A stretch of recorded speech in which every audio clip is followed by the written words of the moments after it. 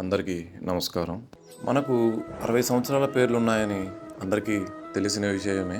కానీ 60 ఎందుకున్నాయి? 61 ఎందుకు లేవని ఎవరికైనా ఎప్పుడైనా సందేహం వేసిందా? ఈ వీడియోలో మనం దాని గురించి తెలుసుకునే ప్రయత్నం చేద్దాం. అందరికీ సైన్స్ బిహైండ్ సనాతన యూట్యూబ్ ఛానల్కి స్వాగతం. ముందుగా మీకు మీ కుటుంబ సభ్యులందరికీ శ్రీ పరాభవనామ సంవత్సర శుభాకాంక్షలు.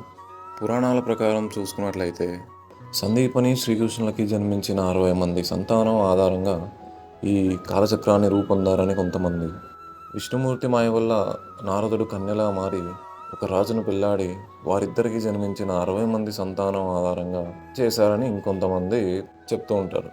కానీ శాస్త్రీయ పరంగా చూసుకున్నట్లయితే సౌరమండలంలో ఉన్న గ్రహాల కదలిక ఆధారంగా ఈ కాలచక్రాన్ని అయితే రూపొందించారు. మనం చూసుకున్నట్లయితే ఒకటి గురుడు అంటే జూపిటర్, ఇంకొకటి శని అంటే సాటర్న్. ఈ 2 గ్రహాలని ఆధారంగా చేసుకున్నారు. గురుడు సూర్యుని చుట్టూ తిరగడానికి 12 సంవత్సరాల సమయం పడుతుంది. శని తిరగడానికి 30 సంవత్సరాల సమయం పడుతుంది. ఈ 2 గ్రహాలు ఒక చోటు నుండి సూర్యుని చుట్టూ తిరగడం ప్రారంభిస్తే మళ్ళీ అదే చోటులో కలుసుకోవడానికి 60 ఏళ్ళ సమయం పడుతుంది.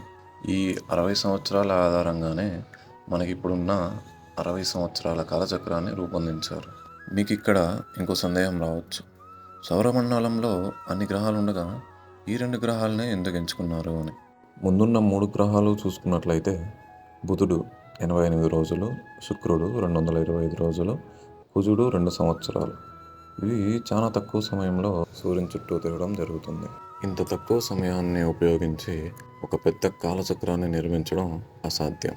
ఇక వెనకున్న 2 గ్రహాలు చూసుకున్నట్లయితే నెప్ట్యూన్, యురేనస్.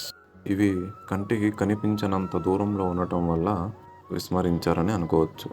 ఒకవేళ కనిపించాయనే అనుకుందాం, అప్పుడు యురేనస్కి 84 సంవత్సరాలు, నెప్ట్యూన్కి 165 సంవత్సరాలు పడుతుంది. అవి తిరిగి మళ్ళీ కలుసుకోవడానికి 4620 సంవత్సరాలు పడుతుంది.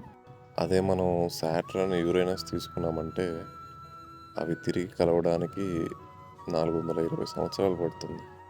మనిషి తన జీవితంలో కనీసం ఒక కాలచక్రాన్నైనా పూర్తి చేయాలనే ఉద్దేశంతో ఈ 2 గ్రహాలనే ప్రత్యేకంగా ఎంచుకోవడం జరిగింది.